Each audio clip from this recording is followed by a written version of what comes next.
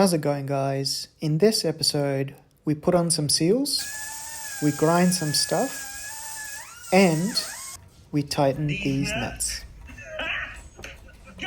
And we run into a problem, which I'll tell you about a bit later. But to start off with, I'm going to tighten all the screws on the baffles, just to make sure all the screws are tight.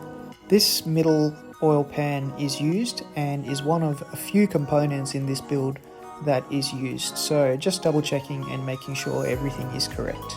So I'll talk them down later, but let's finish this up and move on to the oil pump.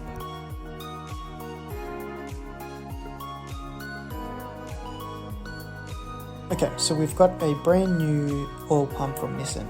This is what it looks like fresh out of the box, and there are actually a few components that you need to bolt into place. One of them goes on the top section, one is a hard line, as you can see there, and obviously there's the pickup which goes on the bottom as well.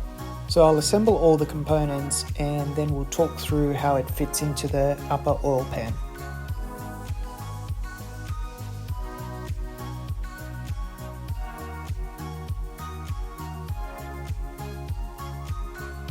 At this stage, you can only really screw down 2 of the bolts. The rest need to be screwed down while it's in the oil pan.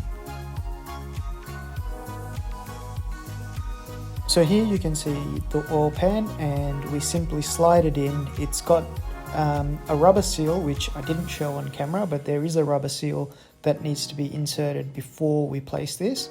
And then you can slide it into place and start putting on all the other bolts that go onto the side and essentially secure it in place with the upper oil pan.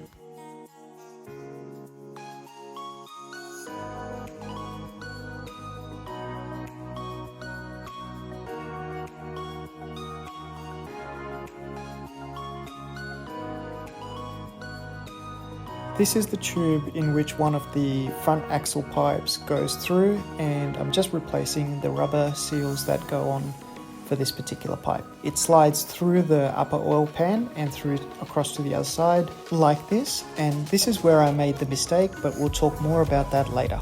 Here's what it looks like fully assembled, and we needed to put an extension because this is being connected with a MAD Sweden extended and baffled oil pan, and it's beautiful. It's all in billet, and obviously being baffled should provide some better protection against the engine starving of oil during high loads and high cornering Gs. Anyway, once the pickup extension was put on, I then had to put this rubber seal around the actual billet oil pan itself. But as you can see from this particular shot, it kept popping off every time I tried. No matter what I did, it just kept popping off. So what we actually did was put it in place and then just put some masking tape so that it will hold its shape until we mount it on.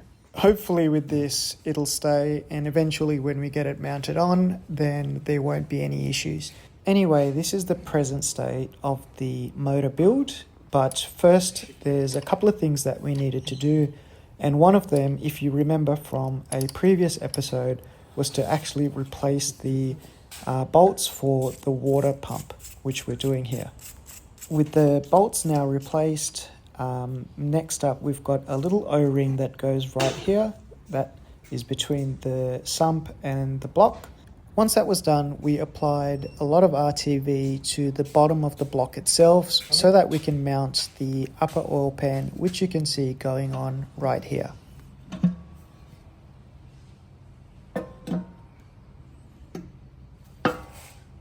And this is where we stuffed up a little bit, because what we actually should have done was put the axle pipe in place first before mounting the upper oil pan on. So we continued without being any wiser, and there's 4 different sizes of bolts that the upper oil pan uses. It's a bit funny because some of them uses washers, some of them don't, and then there's one bolt that you actually need to mount the diff onto, so that needs to be left free. Anyway, we kept progressing to get everything torqued down to spec.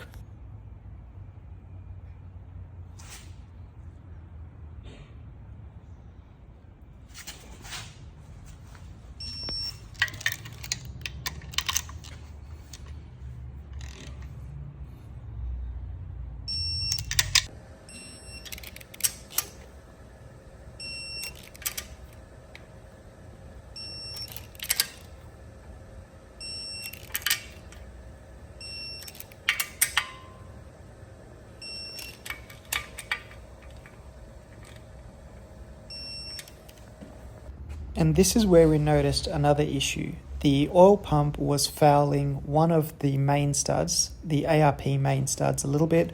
So essentially we had to pull some of this stuff out, including the extension for the pickup. It was only fouling a little bit, so what we decided to do was grind down the part a little bit. It's not really going to compromise any structural integrity or anything like that. It's just a section where one of the bolts goes through to help it mount onto the upper oil pan. This is the culprit here. While it might be okay because it's only just touching the oil pump, we didn't want to take that chance and decided to grind that part down a little bit so that there's some clearance in place.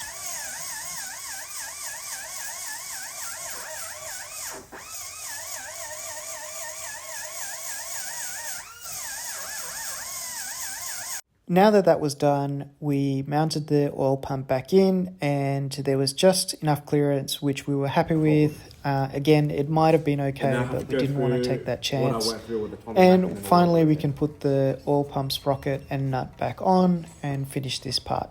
But as you know, I mentioned at the start that we didn't put the axle pipe into this upper oil pan first, and that means that we can't actually push it through from one side to the other, because again, one of the ARP main studs is actually stopping it from going through. And because of that, we basically need to pull everything apart, install the axle pipe in first, and then place everything back on, because it won't foul if you're doing it that way, as there's a little raised part on the axle pipe, and that's the reason why you can't push it all the way through. So if you're watching this, there's something you can pick up along the way. Do that part first and don't stuff it up like I have. Anyway, it is what it is. It's a bit of a learning process. It's nothing major and it can be remedied. It just means we ran out of time on this day. So it just means that the next time we work on it, we'll have to pull it apart and redo that part, which might take an hour or so. It's not a huge deal. So here's what the extension for the oil pickup looks like from Mad Sweden. It's a very nice, beautifully made billet piece and ensures that it's not starving of any oil, as it is a deeper oil pan after all. Anyway, that's enough for this video. Thanks so much for watching, guys, and I'll catch you in the next one.